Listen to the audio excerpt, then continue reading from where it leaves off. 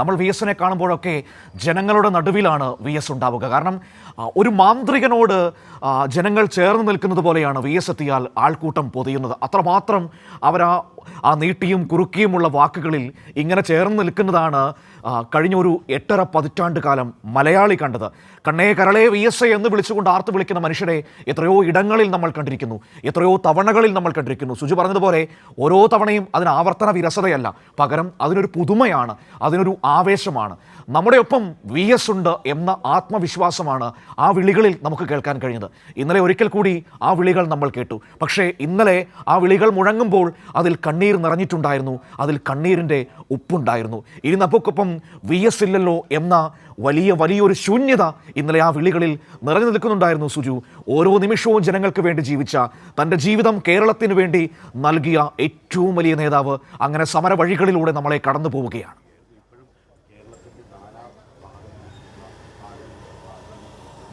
തീർച്ചയായിട്ടും അതുതന്നെയാണ് ആ സമരവഴികളിൽ കൂടിയാണ് വി എസിൻ്റെ ജീവിതം ഒരുപക്ഷെ ഇപ്പോൾ ഓർത്തെടുത്താൽ നമുക്ക് വിവരിക്കാൻ പോയാൽ ഒരു ദിവസം കൊണ്ടൊന്നും വിവരണം കൊണ്ട് അവസാനിക്കുന്നതല്ല ആ സമര നൂറ്റാണ്ട് എന്നതാണ്. ജനങ്ങൾക്കൊപ്പം നിന്ന, ജനങ്ങൾക്ക് വേണ്ടി പ്രവർത്തിച്ച ജനകീയ നായകൻ വി എസ് അച്യുതാനന്ദൻ. അതുകൊണ്ടാണ് വി എസ് അച്യുതാനന്ദനെ വി എസ് എന്ന രണ്ടക്ഷരത്തിലേക്ക് വി എസ് ചുരുങ്ങുമ്പോൾ യഥാർത്ഥത്തിൽ ചുരുങ്ങുകയല്ല, അത് വീണ്ടും അതിൻ്റെ വലിപ്പം വർദ്ധിക്കുകയാണ്. അതാണ് വി എസ് അച്യുതാനന്ദൻ എന്ന വലിയ നേതാവ്. രണ്ടക്ഷരമായി ചുരുങ്ങുകയല്ല, അതിൻ്റെ വലിപ്പം ഇരട്ടിക്കുകയാണ്. ജനങ്ങൾക്കൊപ്പം എക്കാലവും നിന്ന പോരാട്ടങ്ങൾ, ജനങ്ങൾക്ക് വേണ്ടി നടത്തിയ ഇടപെടലുകൾ, അദ്ദേഹത്തിൻ്റെ ജീവിതത്തിൽ നടത്തിയ അതൊന്നും തന്നെ മലയാളികൾക്ക് ഇന്നലെ പലരും സൂചിപ്പിച്ചതുപോലെ മനുഷ്യനുള്ളിടത്തോളം, മലയാളിയുള്ളിടത്തോളം കാലം വി എസിനെ മറക്കുവാൻ മലയാളികൾക്ക് സാധ്യമല്ല. അത്രമേൽ പ്രിയപ്പെട്ട നേതാവ്. ആ പ്രിയപ്പെട്ട നേതാവിനെ കാണുവാൻ ഈ പുലർച്ചെയും നൂറുകണക്കിന് ആളുകൾ വി എസിൻ്റെ മകൻ്റെ വേലിക്കകത്തെ വീട്ടിലേക്ക് എത്തുന്നു എന്നതാണ് ഏറ്റവും ശ്രദ്ധേയമായുള്ളത്. അതിൽ കണ്ണേ കരളേ വി എസ് എന്ന ഇതിൽ ആവർത്തിച്ച് വിളിക്കുമ്പോഴും ആവർത്തന വിരസതയല്ല, ആ ജ്വലിക്കുന്ന ഓർമ്മയാണ് നമുക്ക് നൽകുന്നത്. വി എസ് മരിച്ചിട്ടില്ല എന്നത് കമ്മ്യൂണിസ്റ്റ് പ്രസ്ഥാനത്തിൻ്റെ ആദർശം തന്നെയാണ് വി എസ് മുമ്പോട്ട് വെച്ചത്. വി എസ് മുമ്പോട്ട് വെച്ച രാഷ്ട്രീയവും കാലിക പ്രസക്തമാണ്. അതുതന്നെ അത് ഇനിയും മുമ്പോട്ട് തന്നെ പോകും എന്നത് തന്നെയാണ് വി എസിൻ്റെ സമര ജീവിതത്തിലെ നമുക്ക് ആളുകളുടെയൊക്കെ ഒരു പ്രതികരണത്തിലൂടെ എടുക്കാവുന്നത് കൂടിയാണ്. ചേട്ടാ, നമ്മൾ രാവിലെ വി എസിനെ കാണുന്നതിന് വേണ്ടി രാവിലെ വന്നതാണ്. പാവങ്ങളുടെ നേതാവാണ്. പിന്നെ ഇന്നലെ കണ്ടല്ലോ, അണമുറിയാത്ത ജനപ്രഭാഗമായിരുന്നു. ഇന്നും അതേപോലെ തന്നെ ആയിരിക്കും വിചാരിക്കുന്നു. പാവങ്ങളുടെ പോരാളിയായിരുന്നു, സമര നേതാവായിരുന്നു. ഇതുപോലൊരു നേതാവിനെ ഇനി നമുക്ക് ഉണ്ടാകാൻ പോകുന്നില്ല. അത്രയ്ക്ക് ജനങ്ങളുമായിട്ട് ഇഴകിച്ചേർന്ന് പ്രവർത്തിച്ച ഒരു സമരനായകനായിരുന്നു വി എസ്. വളരെ എനിക്ക് ഏറ്റവും പ്രിയപ്പെട്ട ഒരു നേതാവാണ് സഖാവ് വി എസ്. കുഞ്ഞുനാൾ മുതലേ പാർട്ടി എന്താണെന്നും എങ്ങനെ പ്രവർത്തിക്കണമെന്നും ഒക്കെ നമ്മുടെ യുവത്വങ്ങൾക്ക് മേൽനോട്ടം നൽകിയൊരു വളരെ നല്ലൊരു നേതാവിനെയാണ് നമുക്ക് നഷ്ടമായിരിക്കുന്നത്. ഞാൻ ഇവിടെ അടുത്ത് തന്നെയാണ്, പോത്തങ്കോടാണ്. കാണാൻ ധാരാളം ആളുകളുണ്ട്. വി എസിനെ ഓർത്തെടുക്കുമ്പോൾ നിങ്ങളുടെയൊക്കെ ഒരു തലമുറയെ സംബന്ധിച്ചോളം വി എസ് എങ്ങനെയായിരുന്നു? ഞങ്ങളെല്ലാം പാലക്കാട് നഗരത്തിലെ ഡിവൈഎഫ്ഐയുടെയും SFIയുടെ എല്ലാം പ്രവർത്തകരാണ്. ഞങ്ങൾ വി എസ് മണ്ഡലത്തിനകത്ത് വരുമ്പോഴും അല്ലെങ്കിൽ പാലക്കാട് ജില്ലയിൽ വരുമ്പോൾ തന്നെ PW റെസ്റ്റ് ഹൗസിലാണ് കൂടുതൽ സമയം ചിലവഴിക്കാറുള്ളത്.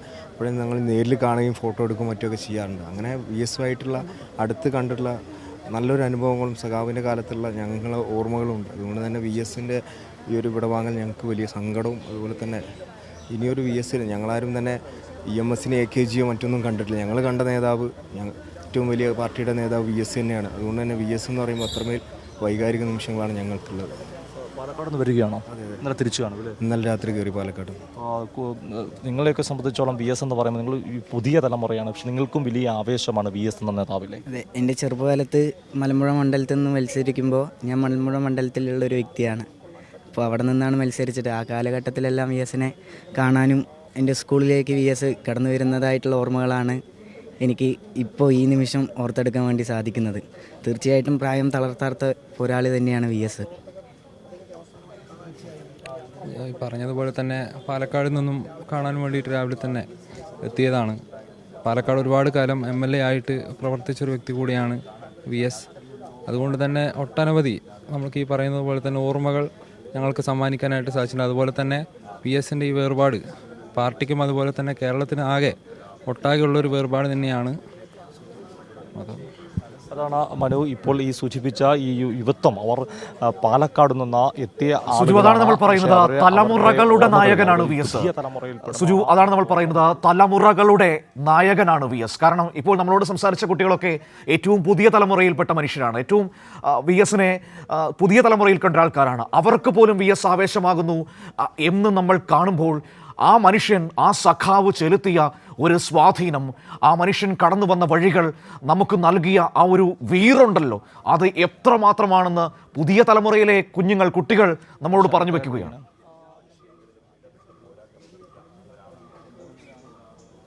തീർച്ചയായിട്ടും അതുതന്നെയാണ് ആ പുതിയ തലമുറ. ആ യുവാവ് നമ്മളോട് പ്രതികരിക്കുമ്പോൾ തൻ്റെ സ്കൂളിൽ പഠിക്കുമ്പോഴുള്ള ഓർമ്മയാണ് പങ്കുവെക്കുന്നത്. മറ്റു ചില ആളുകൾ വി എസ് MLA ആയി എത്തിയപ്പോൾ, അതായത് പാലക്കാട്ട് നിന്ന് പ്രിയപ്പെട്ട സഖാക്കൾ വി എസിനെ തേടി എത്തുക എന്ന് പറയുമ്പോൾ അത്രമേൽ പ്രിയപ്പെട്ടവനായിരുന്നു വി എസ് എന്ന് തന്നെയാണ് ഈ യുവാക്കളുടെ പ്രതികരണത്തിന് തെളിയിക്കുന്നത്. അതാണ് ഞാൻ മുമ്പ് പറഞ്ഞത്, തലമുറകളുടെ നേതാവ്. നമ്മൾ ഒരു നേതാവിനെ വിലയിരുത്തുമ്പോൾ അദ്ദേഹത്തിൻ്റെ ജനിച്ചത് 1920കളിലാണെങ്കിൽ അദ്ദേഹം നേതൃത്വത്തിലേക്ക് എത്തുന്ന 20കളിൽ ജനിച്ച ആളുകളുടെ മാത്രമല്ലായിരിക്കാം. കാരണം അദ്ദേഹത്തിൻ്റെ യുവത്വത്തിൽ നേതൃത്വം കൊടുക്കുന്നത് അദ്ദേഹത്തെക്കാൾ ഇരട്ടി പ്രായമുള്ളവരുടെയോ അല്ലെങ്കിൽ അതിനേക്കാളൊക്കെ പ്രായമുള്ള. അപ്പോൾ അങ്ങനെയെങ്കിൽ വി എസ് എത്ര തലമുറയുടെ നേതാവായിരുന്നു, എത്ര ആളുകൾക്ക് വി എസിനെ അനുസ്മരിക്കാൻ കാണും, എത്ര ആളുകൾ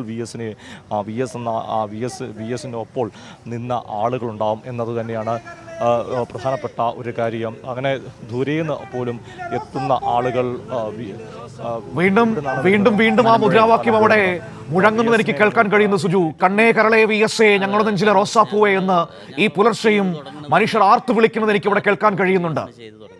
ആ സമയം തുടങ്ങി അദ്ദേഹം അവിടെ മലമ്പുഴ മണ്ഡലത്തെ പ്രതിനിധീകരിച്ചിട്ടുണ്ടായിരുന്നു. മുഖ്യമന്ത്രിയായിട്ടും അതുപോലെ തന്നെ പ്രതിപക്ഷ നേതാവൊക്കെയായിട്ട് മലമ്പുഴയിൽ നിന്നാണ് വന്നത്. അതുപോലെയാണ് വന്നത്.